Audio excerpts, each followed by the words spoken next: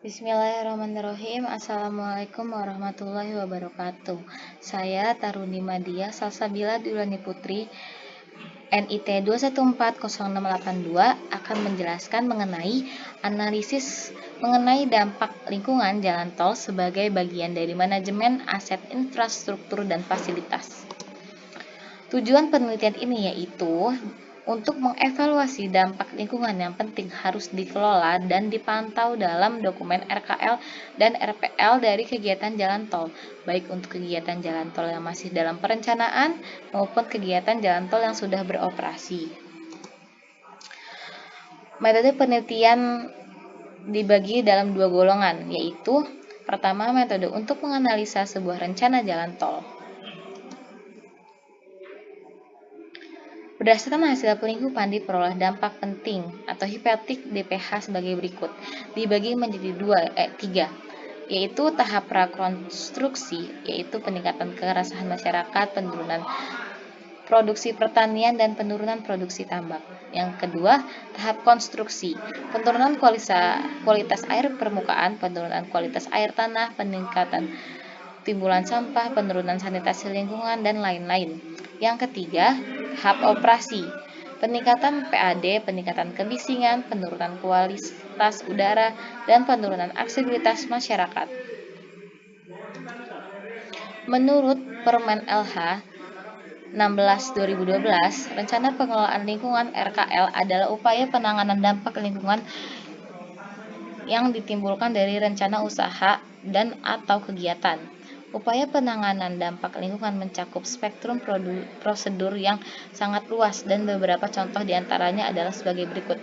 Yang pertama, Jarvis dan Younger beranggapan bahwa melibatkan masyarakat lokal dalam kegiatan remediasi akan memberi banyak manfaat.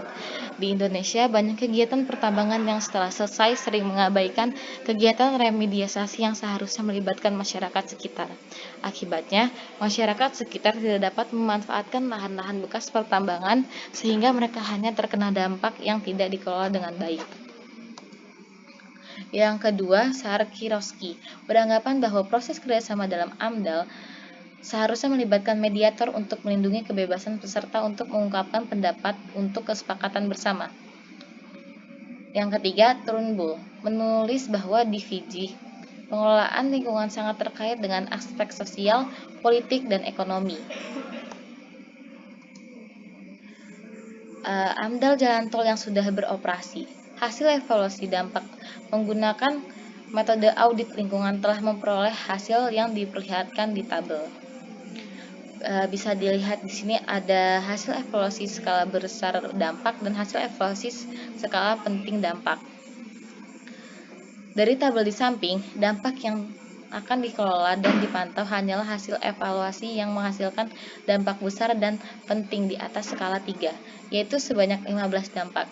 Sedangkan untuk dampak nomor 4, 5, 6 meskipun tidak besar dan tidak penting, tetapi sudah otomatis dikelola oleh perusahaan selama ini.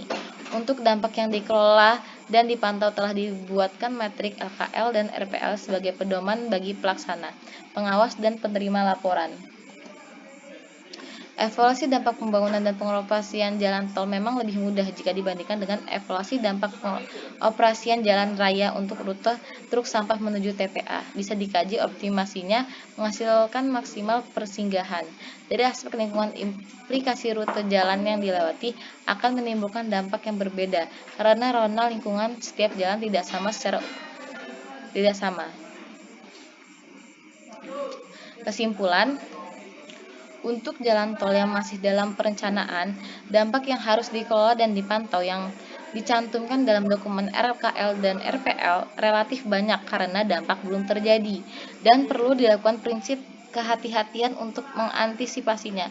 Segala kemungkinan terjadi dampak lingkungan yang bersifat negatif dan merugikan bagi masyarakat dan komponen lingkungan lainnya pada seluruh tahap kegiatan prakonstruksi, konstruksi, dan operasi. Yang kedua, untuk jalan tol yang sudah beroperasi, dampak yang harus dikelola dan dipantau yang dicantumkan dalam dokumen RKL dan RPL relatif sedikit karena hanya dampak pada tahap operasi saja, dan besar dan penting dampak bisa diukur karena sedang terjadi dan masih akan terjadi. Thank you.